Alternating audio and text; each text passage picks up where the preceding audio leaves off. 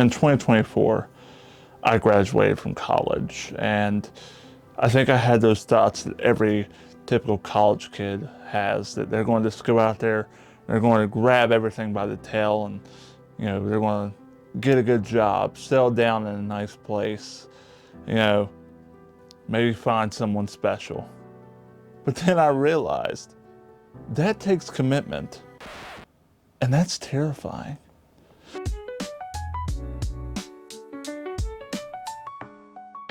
So instead of taking all those real world skills, those things you're supposed to use once you get out of college, I decided to start putting them into something a little bit more important: tackling my video game backlog. Now, you see, I'm a collector.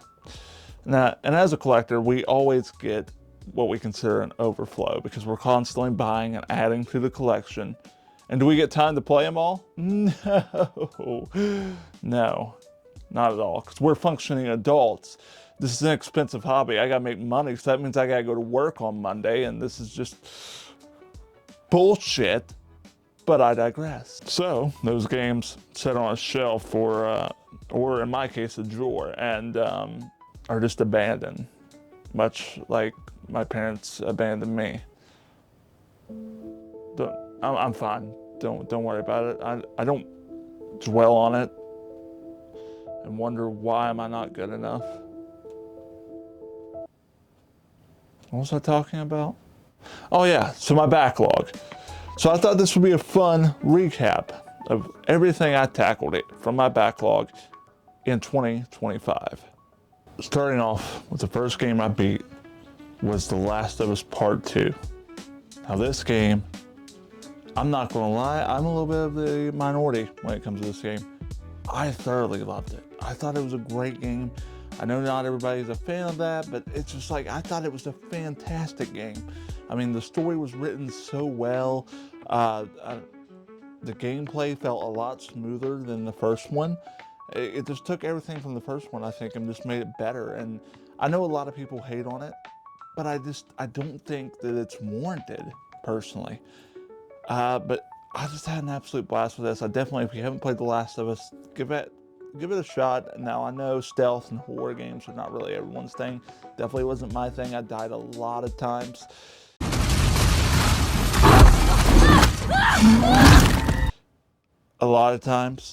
But I mean, it was just so much fun. Highly recommend. Now, this one might throw you through a loop. It's a little bit of an older game, but it's called Wolverine Origins.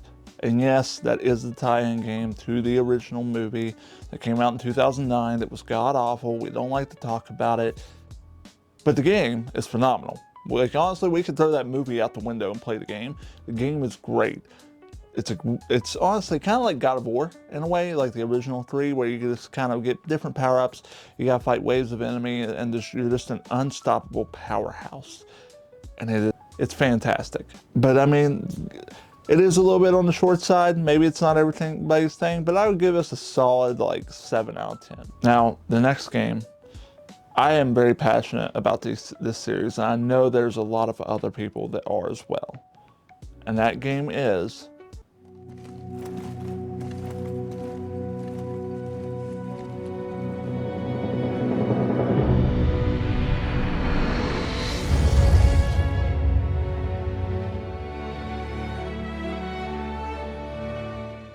Monster Hunter Wilds.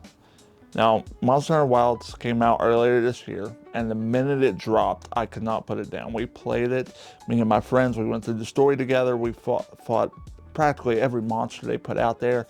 I mean, honestly, I think we probably stopped playing around May, and it was just so much fun. We want to get back into it because they're putting in new content, and it's an ongoing thing.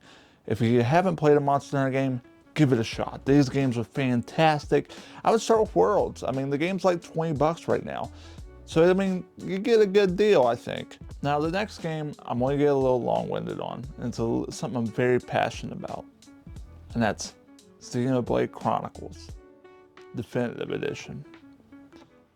Now, originally I picked up this game in 2020 when it originally released. And didn't beat it until this year, or last year, because I was a college student. I had things to do, like study and ration my ramen noodles, chase girls and ration my ramen noodles, and study and find a way to get ramen noodles to ration.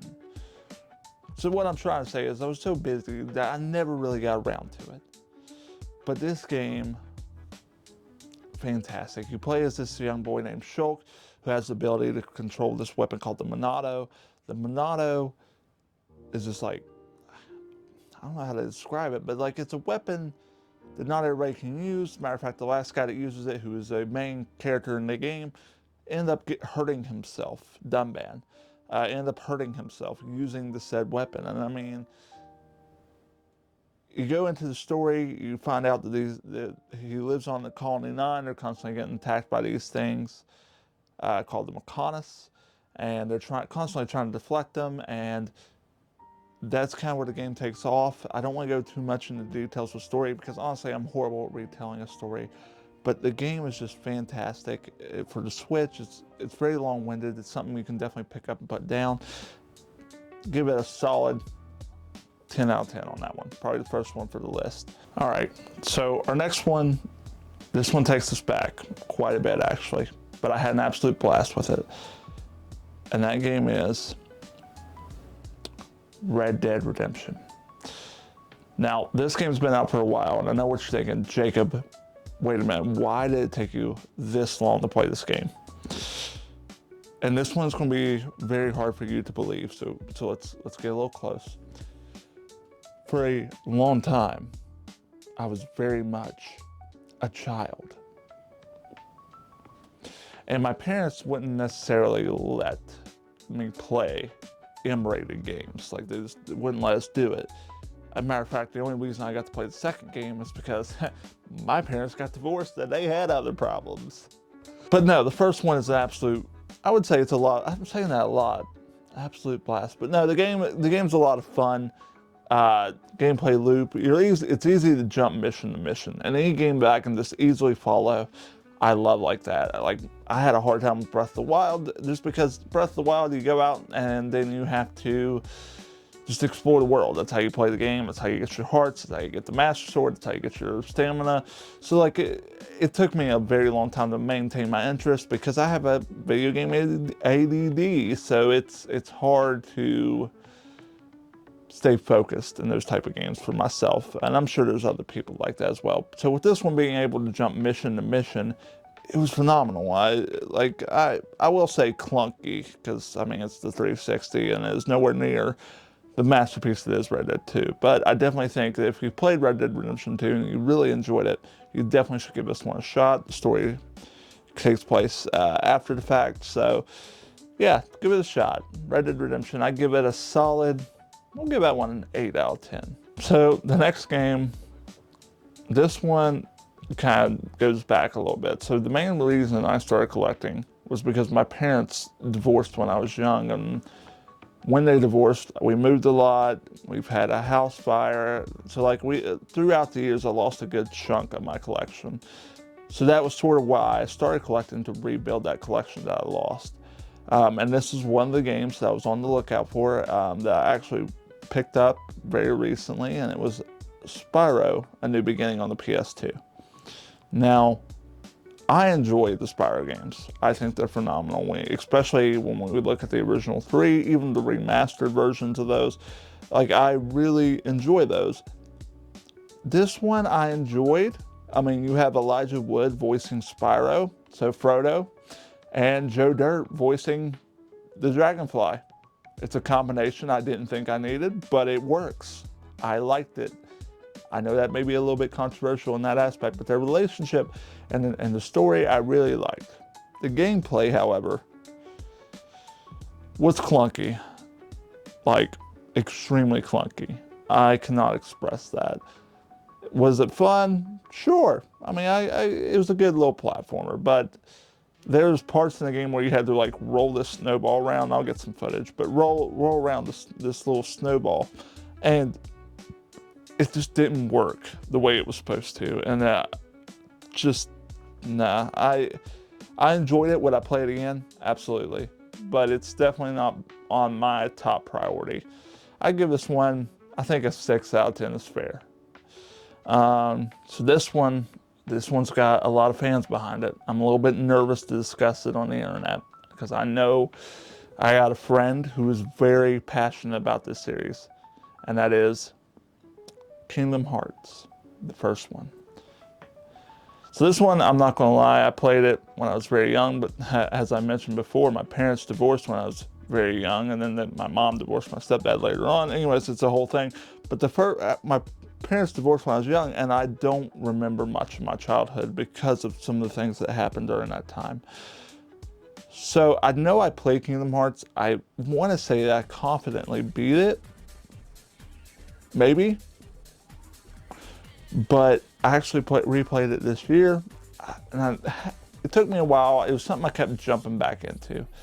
And finally, this year, I sat down and played it in its entirety, and I beat it, and I enjoyed it for what it was. It was really challenging in certain spots, and I play games on easy. Like, you can judge me all you want, but I play games for the story. But I struggled in some areas of this game, but I would say it's fun. It has a good story and a very interesting premise.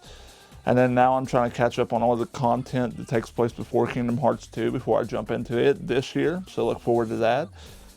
But yeah, it was a fun game, and I would say it's a solid, and this might give me a little heat, but I'm gonna give it a 9 out of 10.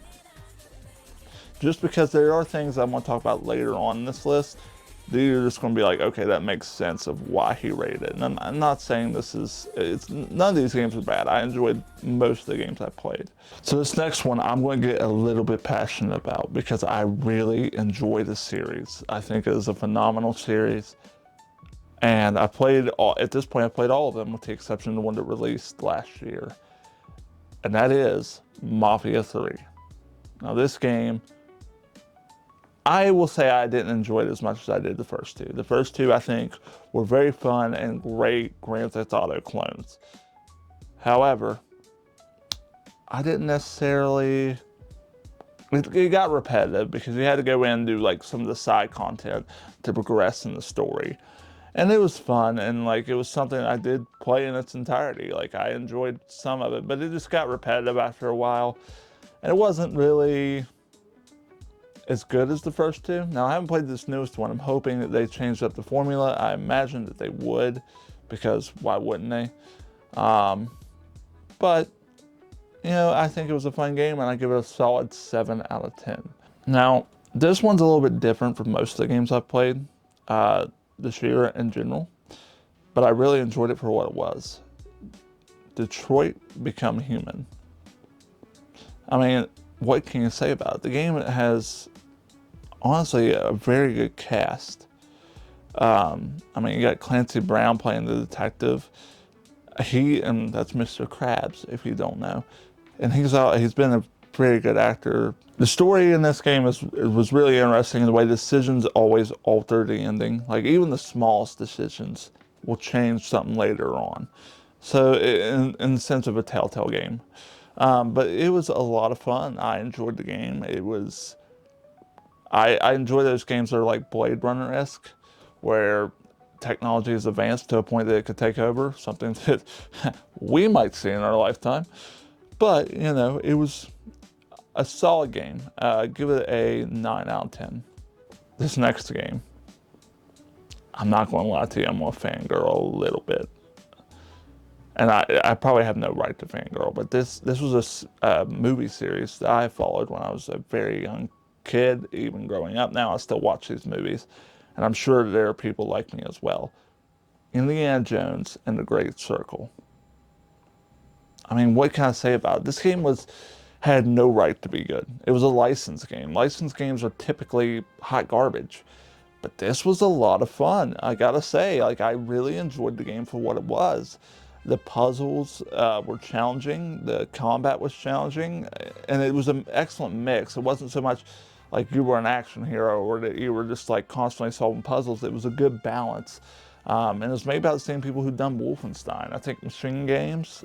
but they just done so well with it. And I'm really hoping that, I haven't played the DLC yet, but I mean, it's gotten a lot of love. So I'm hoping that we're going to get that sequel soon. I'm really, really hoping we get a sequel soon. This one for me, this is a personal rating for me. I'm going to give it an 8 out of 10. It was not a perfect game by any means, but I just really enjoyed it for what it was, and I'm hoping that we get a sequel. Also, Troy Baker, that voice acting in it was so good. Phenomenal. I mean, he sounded like Harrison Ford. Like, kudos to him. He should have won best performance of the year, in my opinion. Now, of course, we'll get to that in a minute. But so the next game is a game that haunted me for like 20 years, mostly because I never, and I mean never, beat it until this year. And that game is SpongeBob Battle for the Bikini Bottom. I mean, that game, it still haunts me in a way. I played it on the GameCube, and it was a lot of fun. I enjoyed the game for what it was as a kid, and then they announced this remaster, and I was working at a video game store at that time, and I was like, oh my God, I pre-ordered it, I picked it up, I played it on my Switch, I played it on my Xbox. I really enjoyed the game. It was just something that, you know, once again, with being busy with work and college and trying to get, you know, have a balance of a social life, it got put on the back burner, and I didn't play it until this year, actually. Matter of fact, I didn't beat it until November of this year, very late. But it was a lot of fun. It was a challenging platformer, and honestly, it's a classic. If you haven't played it, definitely pick it up. It's on PS2, original Xbox, and then of course you got the remasters for all modern systems. But I mean, it's just a very fun game. I would give this one also an 8 out of 10. So before we get started on this next one, I am going to have to ask for a little bit of leniency, because I'm gonna be honest with you guys. Up until this year, or previous year now, I didn't like JRPGs. I didn't see the point in them. I just didn't find them fun.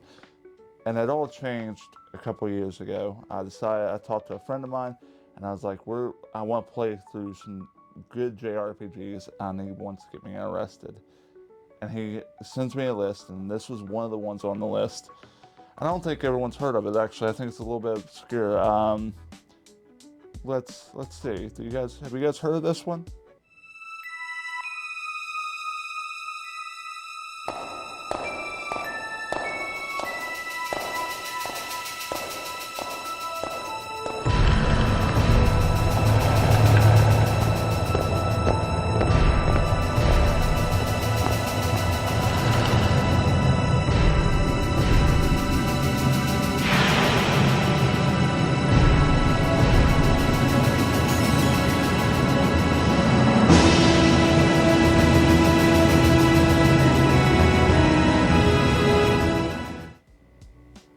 Okay, so you may have heard of this one. I don't know. Yeah, but no. So I started this out, and I mean, the game's a masterpiece. I get now why everyone is such a stand of it. I didn't see the appeal. I thought, how can a game that is 30 years old at this point hold up? Like, there's just no way. But the game was fantastic. I loved it. The only complaint that I could have about this game is the what are they called? The pre-rendered backgrounds. Could not figure out those. And then I found out if you hold like the select button, then you get like little markers to tell you which way is a door and which one's a ladder. Like, that was my only complaint though. Outside of that, the gameplay was fun. The story was fantastic. I have Integrate on the shelf, and I cannot wait to dive into it. But I mean, I just loved this game, and I'm so glad that my buddy suggested it to me. It was great.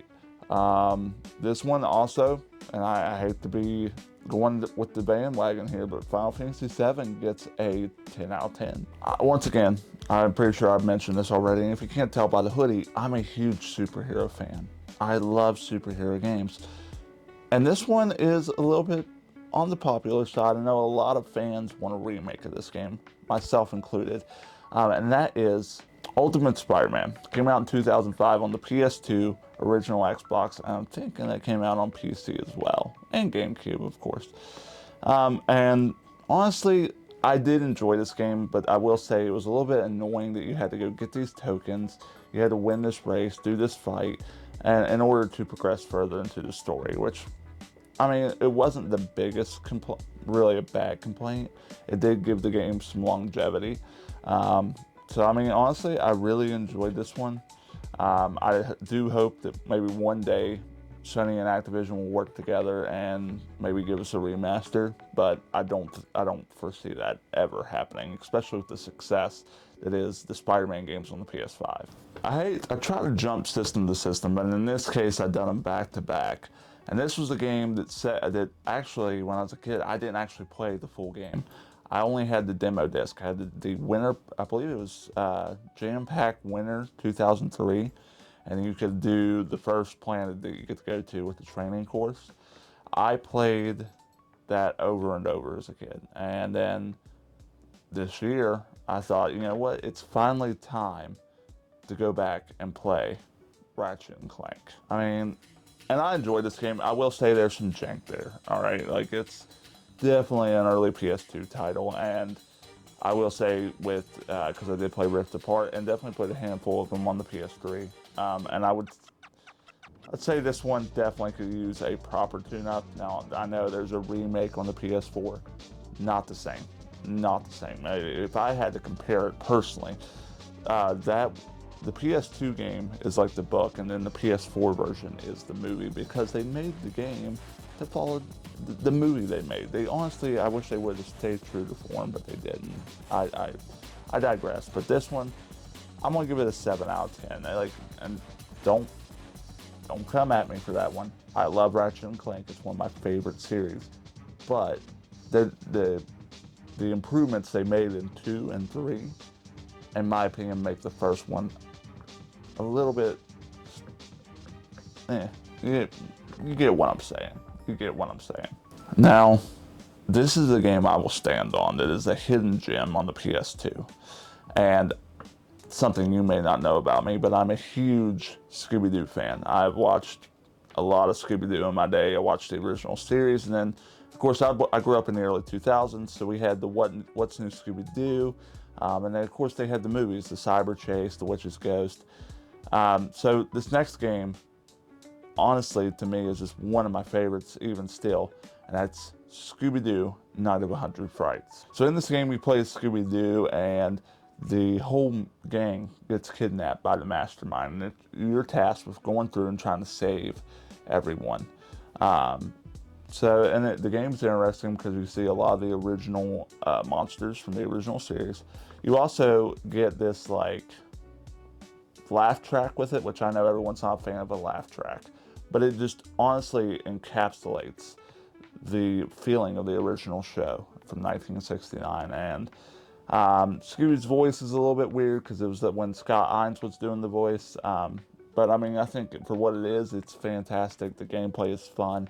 If you enjoy a little platformer, definitely put it on your list. I would give this one a good 8 out of 10. So, one of my favorite games of all time is Red Dead Redemption 2. This is not the game I'm going to be talking about, but I definitely feel like this game set the future for Western games as far as like Red Dead Redemption goes. And this game is called Gun. Gun came out, I think, in 2005 as well. And it came out on 360, PS2, original Xbox, and GameCube. Your name is Colt. You are a hunter for a steamboat. And all of a sudden, the steamboat gets attacked. And you find out that your father is not actually your father. And you have to go and try to piece together this puzzle of why was the boat attacked. And the story, I think, is excellent. The gameplay is a lot of fun as well. I will say there is some difficulty in there with like trying to get some of the mechanics right. But this one was a lot of fun. I enjoyed it for what it was. It was a little bit on the short side, and like I said, some of the mechanics I wasn't a fan of, but I definitely feel like it was still worth playing. So for me, definitely a 7 out of 10. And I'm down to the last 2 games, and I wanted to get an opportunity to play some of the bigger games that came out in 2025. And this one, I don't know, this game, I don't know if anyone's heard of it. It's a little indie title. Well, let's see. Let's throw it up on the screen real quick. Yeah, Claire Obscure, the game that completely swept the Game Awards. The game was fantastic, and it deserved everything it got, in my opinion. The story was excellent, the music was excellent. I mean, honestly, it was just tons of fun. Like I said, I'm not a fan of JRPGs, but then where you had the opportunity to dodge and the opportunity to parry, it was just an absolute masterpiece of a game. I can't say enough about it. This game, for me, is definitely a solid 10 out of 10. I mean, I'm not. Everyone else is saying that, and like, and I was skeptical. I was like, "There's no way this game is that good." And then I started to play it, and I was like, "I get it. I totally get it now. It's it's an experience." Matter of fact, I know they're already discussing making a movie. I picked up a vinyl, the soundtrack, which is not something that I do.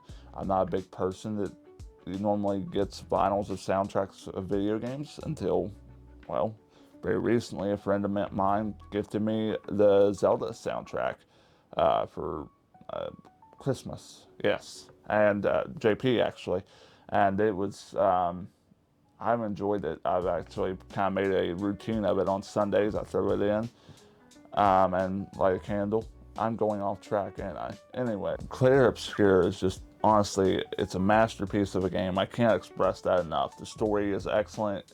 If you haven't heard of it, essentially you start off the game, you're playing as Gustav, who is, it's the day of his, I guess they were complicated lovers, gamage. And gamage, if I'm not mistaken, in French means to erase.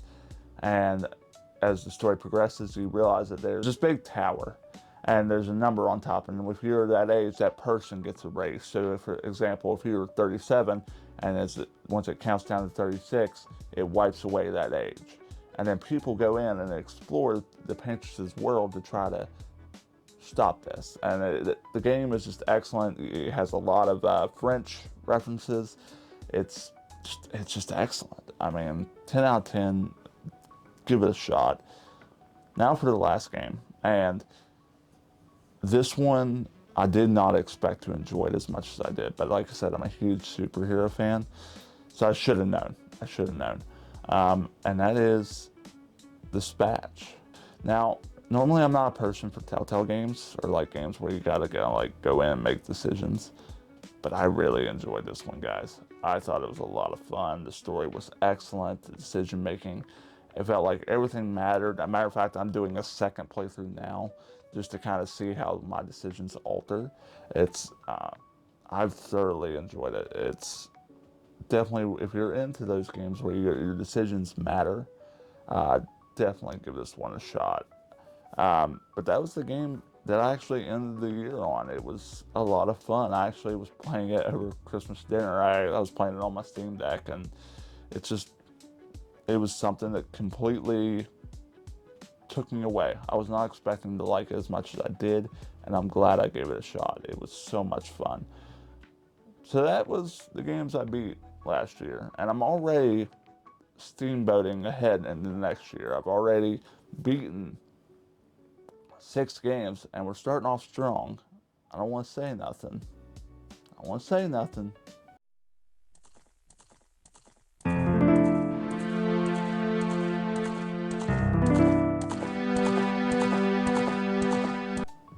But I think next year is going to be even better.